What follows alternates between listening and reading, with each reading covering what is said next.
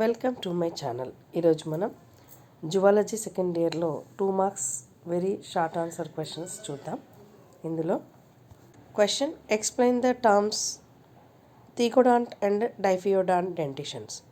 ఇందులో thecodont the dentition which the teeth embedded in the socket of jaw bones is called as the thecodont. ఇక్కడ example human beings అని ఇచ్చాడు.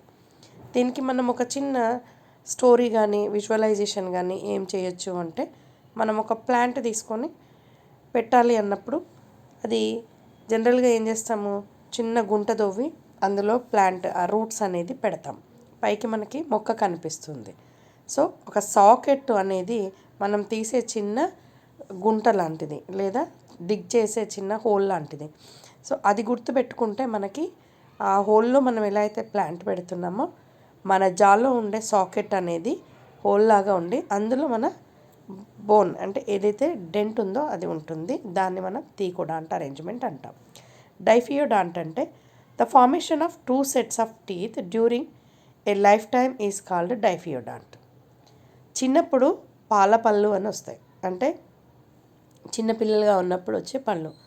తర్వాత ఒక 9 years are 8 yearsకి ఏమవుతాయి, ఆ సెట్ ఆఫ్ పళ్ళు టెంపరీగా ఊడిపోయి మళ్ళీ మిల్క్ టీత్ రీప్లేస్ అయ్యి second set of permanent teeth అనేది వస్తుంది మనకి. ఇక్కడ అదే ఇచ్చాడు. The formation of 2 sets of teeth during a lifetime is called diphyodont. The first set of temporary, దాన్నే మిల్క్ టీత్ అంటాము. Replaced the second set of permanent teeth. ఇక్కడ most of the మ్యామల్స్లో ఇది ఉంటుంది, ఇంక్లూడింగ్ హ్యూమన్ బీయింగ్. ఇది మనము 2 ఎగ్జాంపుల్స్తో గుర్తుపెట్టుకోవాలి.